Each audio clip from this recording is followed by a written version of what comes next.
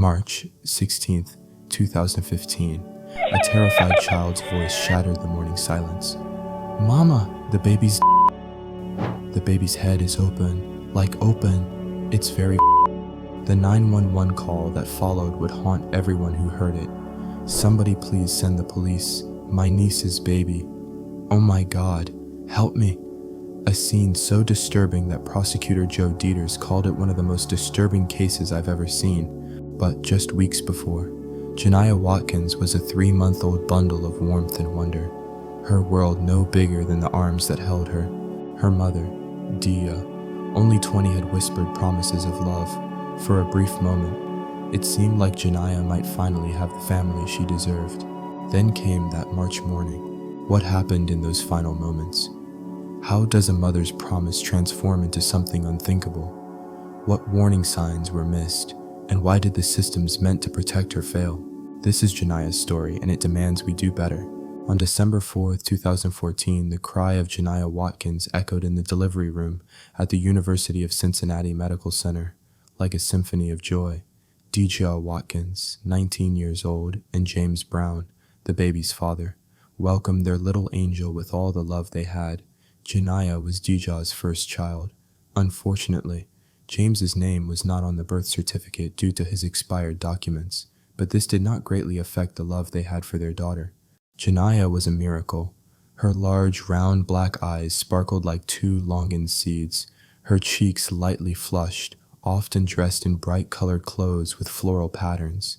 Her tiny hands clenched tightly as if embracing life.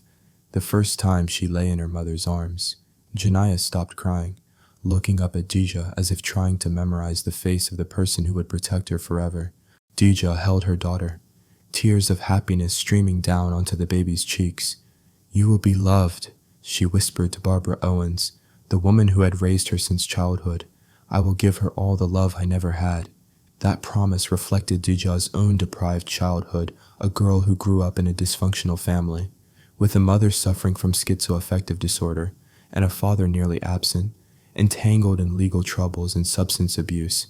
The first few weeks were filled with light. Janiyah was an easy baby, sleeping well and crying little.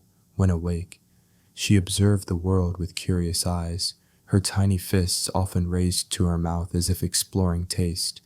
James leaned down to talk to her, and Janiyah looked directly at her father, her eyes bright as if understanding every word. "She knows her dad." James laughed, saying to Janiyah, "Look at the way she looks at me." Janiyah, at this time, was a devoted mother. She stayed up late to feed her baby, changed diapers carefully, and sang lullabies in a gentle voice. When Janiyah cried, Janiyah would carry her around the room, soothing her until she calmed down. "Why are you crying like that?" she would ask, her voice full of love. "Mommy's here, Mommy's here." But no one knew that Janiyah's fierce love for Janiyah was nurtured by the scars of a tumultuous childhood. Born in 1995, Janiyah grew up in a dysfunctional family. Her mother, Tina Johnson, suffered from schizoaffective disorder and severe depression. Often unstable, her father, Terrence Watkins, was largely absent due to substance abuse and legal troubles. In 1998, when Janiyah was just 3 years old, a serious incident prompted Child Protective Services to intervene, noting that there was strong evidence to believe that Tina's children were in significant danger. Janiyah and her older brother were placed in the foster care system, beginning a journey filled with trauma.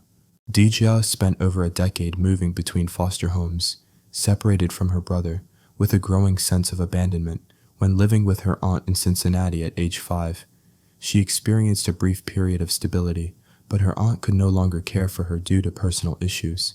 Therapists noted that Janiyah suffered from grief and issues related to abandonment. She barely spoke during her first 4 years of life, an early sign of potential mental health issues that could have been inherited from her mother. Later, Janiyah was taken in by Barbara Owens. Barbara, who had fostered 10 children, believed she could provide stability for Janiyah.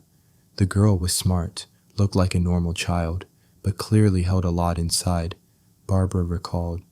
But in 2005, when Janiyah was 10, her biological mother, Tina, unexpectedly returned, demanding to regain custody. Tina wrote to the judge, "I'm a good mother. I love my children with all my heart. I just missed the bus and had to wait an hour. Tina's instability abandoning rehab programs, missing supervised visits caused further disruption for Dija, whose school grades plummeted and she became withdrawn, losing trust in adults, especially female caregivers. In 2007, Barbara relinquished custody due to pressure from Ja's relatives. Ja, now 12, was sent to a shelter before being placed with another relative, Michelle Johnson. These successive traumas etched themselves deeply into Ja's mind, planting the seeds for future instability, especially when she faced the pressures of motherhood at age 19. By the second month after Janiyah's birth, subtle changes began to emerge. The shadows of Dija's past gradually crept into the present. Dija became exhausted and irritable, partly due to lack of sleep and the stress of being a young mother.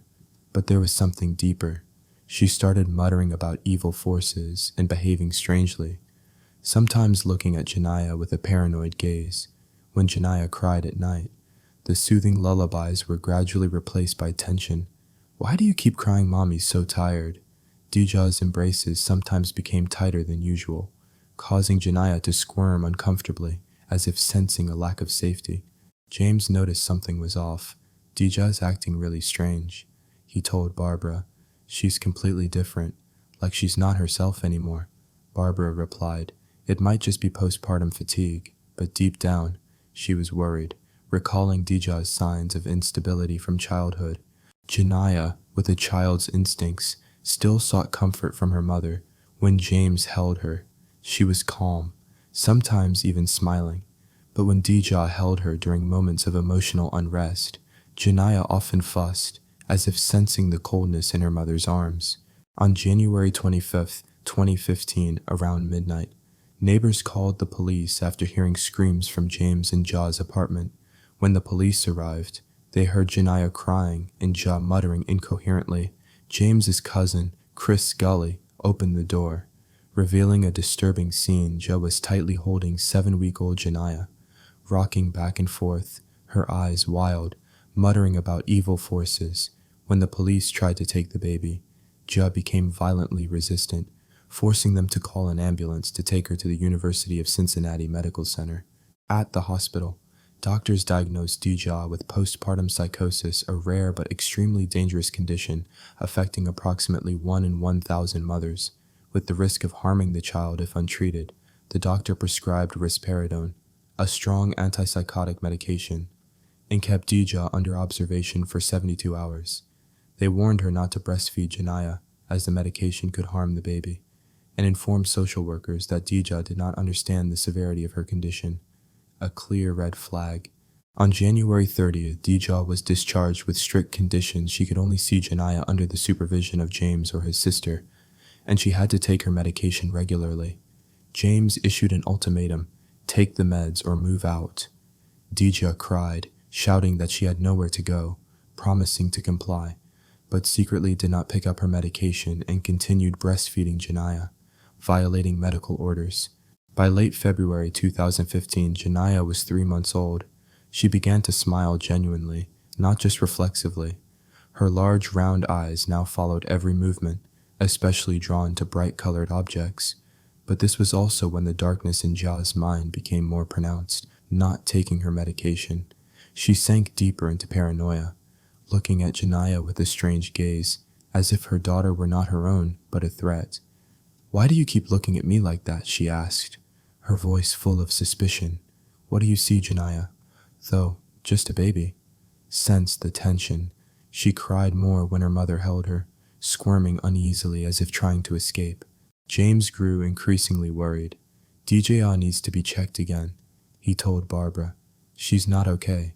He reported to the social worker that Dija wasn't taking her medication, but lax oversight from the Department of Job and Family Services (JFS) caused his warning to be ignored.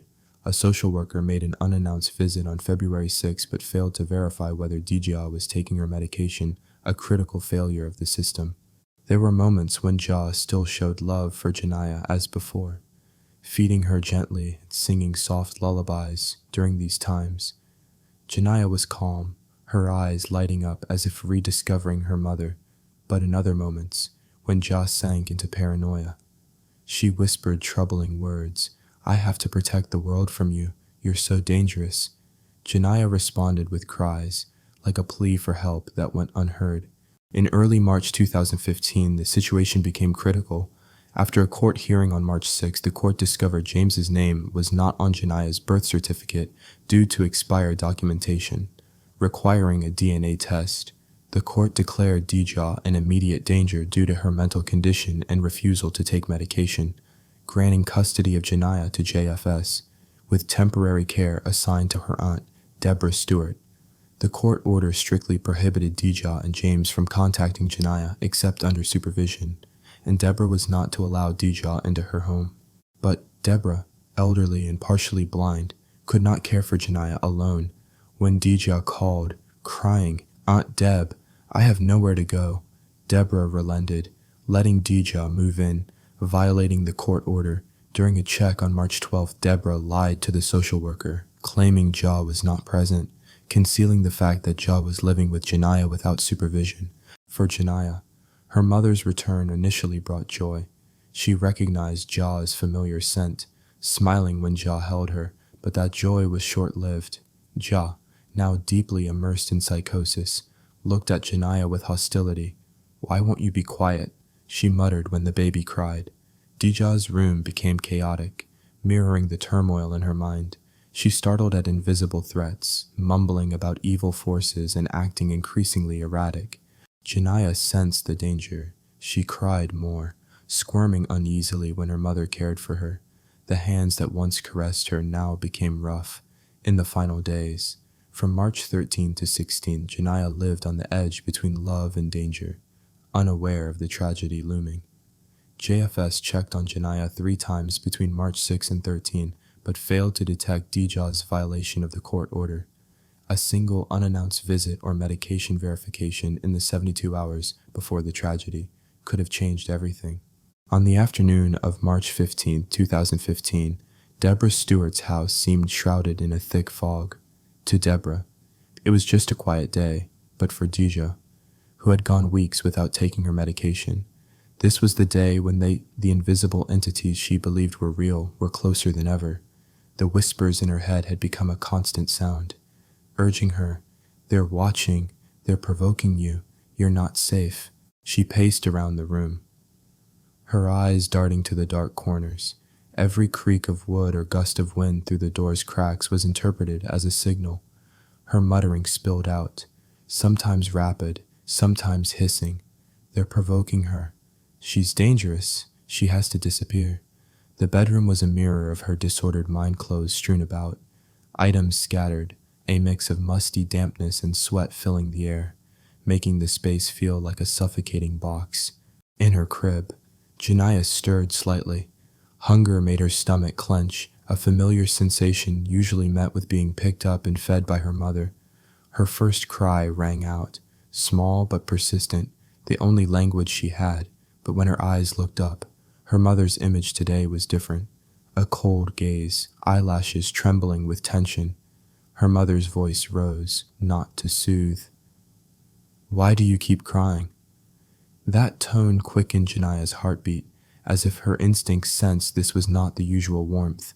Janiyah cried louder, her tiny hands reaching out in the air, seeking her mother's skin, but the response was a sharp rebuke. Be quiet right now. In the next room, Deborah was asleep, unable to hear the small cry for help through the wall. As night fell, darkness crept into every corner of the room. To Gia, in her mind, those dark corners were where they could hide. Around 11 p.m., while changing Janiyah's diaper, the baby pulled her legs back as cold air hit her, a natural reflex. But to Gia, it was a sign of defiance controlled by them. Her voice rose. Icy, why do you keep moving like that? In Janiyah's mind, the concept of danger didn't yet exist, but her instincts told her these arms were no longer safe.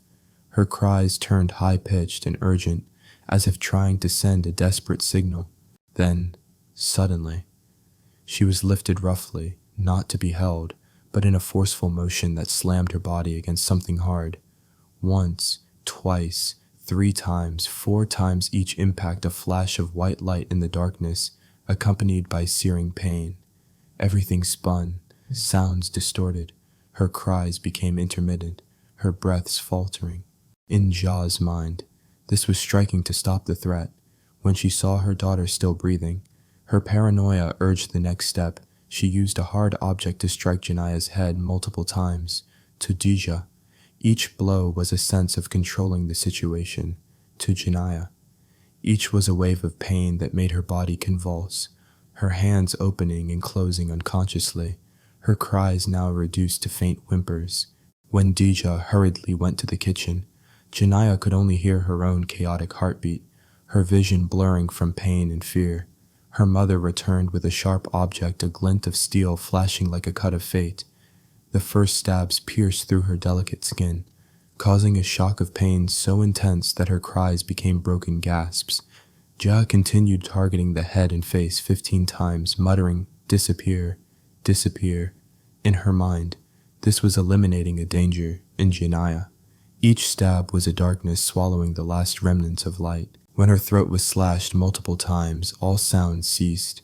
A coldness began in her chest, spreading to her limbs. Her eyes closed, her breath faded.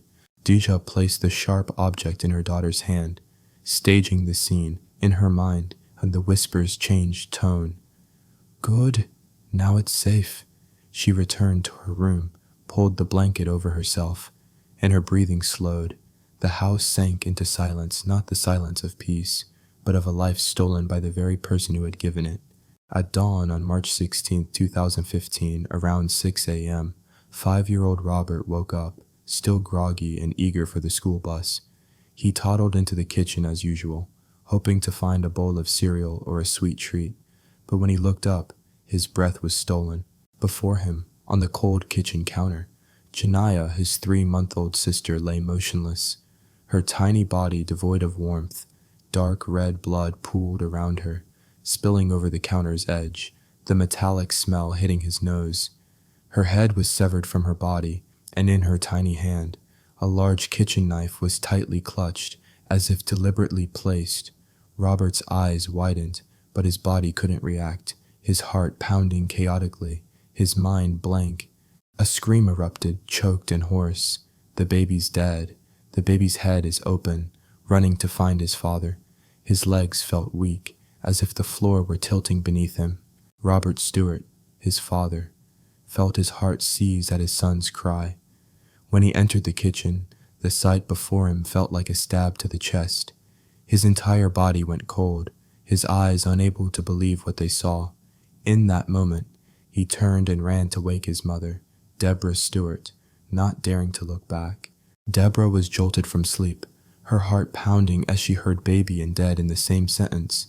She rushed to the kitchen, each step heavy as if wading through mud. When her eyes met the scene, her knees buckled, her trembling hands dialed 911, her cries mingling with her words, "Send the police." Now she heard the baby, the 3-month-old baby, as the words left her. It felt like her chest was breaking apart. The dispatcher asked for a description, and Robert, his voice breaking, tried to swallow his tears. "The baby's head is badly hurt. The scene is very serious. I didn't touch anything to preserve the scene." He spoke while his eyes remained fixed on an empty spot, the image of the bloodstains and the tiny hand still vivid in his mind. Minutes later, the sound of sirens pierced the morning. The door burst open, and police and paramedics flooded in. They moved quickly, but their eyes betrayed their shock as they looked at the kitchen counter, confirming Janiyah had not survived. One paramedic quietly bowed their head, gently squeezing their colleague's hand. They found Deborah in the bathroom. She sat slumped, cradling her face, sobbing uncontrollably. "God, they're gonna put me in jail." Her voice was hoarse, as if she had been screaming and swallowing her pain. In the bedroom, Janiyah's mother lay still under a blanket, only her tangled hair visible. Her clothes were still stained with dried red, her hands marked with the same color. When the blanket was pulled back, she didn't resist or look up, her eyes dull as if seeing no one. The police cuffed her and led her away, the cold clink of the handcuffs echoing in the heavy air. Coroner Lakshmi Samarko arrived, her eyes narrowing slightly as she surveyed the scene. During the autopsy, she noted 15 sharp force wounds to the face and right side of the head, a fractured right arm, and ultimately, the decapitation wound. She took a deep breath, but her voice trembled. This is a horrific scene. In 25 years of work, I've never seen anything like this. At the police station, Deborah sat in the interrogation room, her hands clasped tightly as if clinging to a faint hope. When questioned, she broke down, shouting, "They should just kill me." Each word felt like another cut to her soul. Robert placed a hand on his mother's shoulder, trying to comfort her mom. "You didn't do anything wrong." In the next room, Dija sat alone. No tears, no explanations, only a soft humming of a lullaby. Her lips blowing saliva bubbles like a child. Her eyes were vacant, staring through everything. The detective read her Miranda rights, but she didn't respond. When they mentioned her difficult childhood, postpartum hormonal changes, or suggested calling James Brown, Janiyah's father, she remained silent. 6 hours passed in an invisible divide between questioner and respondent. Finally, she was taken to the psychiatric unit at Deaconess Hospital. 3 days later, during another interrogation, Dija was different, more lucid, her voice steady, as if reciting a report. She described every detail: holding the knife, inflicting wounds, throwing, causing head injuries by impact, striking with a hard object, and returning to inflict more wounds. The reason she gave silenced the room. She kept breathing and moving. She wouldn't die. She recounted placing the knife in Janiyah's hand to make it look like she did it herself, then returning to her bedroom. When the detective asked, "Do you regret it?" she replied flatly, "No, just no." At a press conference, prosecutor Joe Dieter spoke with a choked voice. "This is the most shocking case of my career," when he noted that JFS had prohibited Dija from contact with her child, but Deborah allowed her to stay. Several reporters bowed their heads, unable to look directly. Dr. Samarco, when asked to describe the autopsy, paused for a few seconds as if searching for words. 15 sharp force wounds, a broken arm, a severed head, a 3-month-old girl. No words are enough to describe it. Doctors at Deaconess confirmed Dija had severe postpartum psychosis, with delusions that Janiyah was a threat. Dr. Sarah Mitchell explained in her mind, harming her child was protection. But Dija's calmness unnerved the nurses. Once, she said, "Now the world is safe," her voice light, as if she had done something good. In February 2017, the Hamilton County courtroom was packed. James Brown took the stand, his eyes red, hands trembling as he held the microphone. "Janiyah was everything to me. I tried to protect her, but the system failed." Many in the courtroom wept. Deborah, now 82 and with failing eyesight, sat in the witness stand. Her voice broke. "I thought I could help Dija. I indirectly caused Janiyah's death with my kindness." Then she asked softly, almost a prayer, "Is D okay?" upon hearing the coroner's report. Many in the courtroom covered their mouths, trying to stifle sobs. Prosecutor Dieters pointed at the defendant. "Look at her. Not a single tear for her own child." Dija, after 2 years of treatment at Summit, pleaded guilty to avoid life without parole. When asked for her final words, she said, "I love my daughter. Her name is Janiyah Watkins, and I love her." James shouted, "If you loved her, why did you do this?" Dija replied, "I had to protect the world." Judge Megan Shanahan sentenced her to 15 years to life. Her voice heavy. "This is an unspeakable crime that took the life of an innocent child." As of 2025, Dija remains incarcerated at the Ohio Reformatory, showing no remorse. Doctors note she lacks the capacity to empathize with the victim. James Brown left Cincinnati, carrying memories that cannot be erased. He left behind one sentence: "I want Janiyah to be remembered as an angel." Deborah Stewart passed away in 2019, carrying her regret to her final moments. The case of baby Janiyah Watkins shook Cincinnati to its core, turning the city into a community united in collective grief. In just 103 short days of life, she was gone, leaving behind tears yet to dry and a costly lesson that everyone must remember. When the tragic news spread, many skipped work. Students missed classes, and people flocked to the small house where Janiyah once lived. In front of the door, white roses, teddy bears, and hastily written cards piled up, bearing messages that choked those who read them. Little angel, we're sorry we couldn't protect you. An 80-year-old woman, leaning on a walker, tremblingly placed a stuffed bunny down. Tears rolled down her face as she whispered, "You deserve to play with toys like this, not to have your childhood cut short." At the funeral, the church was packed, not a single seat empty. Sobs mingled with prayers, creating a heart-wrenching sound. The father, James Brown, clung tightly to the tiny white casket, his apologies choked with tears. "I'm sorry, baby. I couldn't save you in time." Even the officiating pastor, accustomed to farewells, couldn't hold back tears. Janiyah is gone, but her heart will forever touch ours. This tragedy exposed deadly gaps in the child protection system. Deborah Stewart, 82, entrusted with Janiyah's care, believed love could save both her young granddaughter and Deja, the young mother suffering from postpartum psychosis. Out of love for her daughter, she hid the fact that Joe was still living in the house, lying to social workers Ja isn't here. After the tragedy, Deborah sobbed. Covering her face, I unintentionally took away Janiyah's chance to live with my own kindness. The Department of Job and Family Services, JFS, was overwhelmed at the time of 40% staff turnover rate, with each worker handling dozens of cases simultaneously.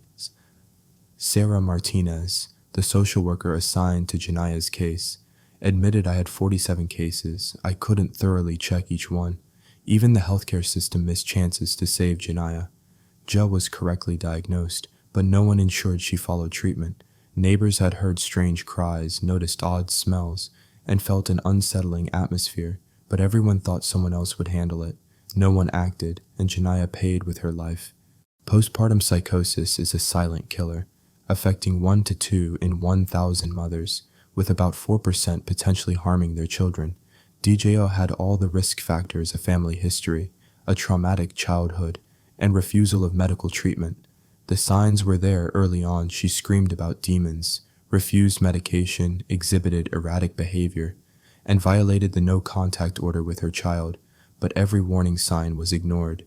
Each missed opportunity to save Janiyah slipped away in indifference or helplessness.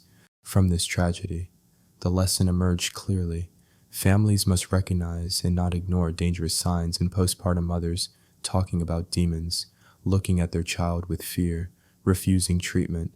Don't assume it'll get better on its own. Seek a doctor or call emergency services immediately. Communities must not turn a blind eye to strange cries or unusual signs. A single phone call could save a life. After the incident, the system changed, reduced caseloads for workers, enhanced training, and stricter oversight. But all these improvements came too late to save Janiyah. She lived only 103 days, but left a legacy that changed laws and saved other children. In Cincinnati, a garden named Janiyah's Garden was created, a place where children play and run. With an inscription etched deeply, the little angel reminds us that every child deserves protection. If your heart aches hearing this story, act when you see danger.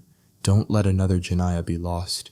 Remember her, and ensure no child loses their life in silence. In our hearts, Janiyah will live forever,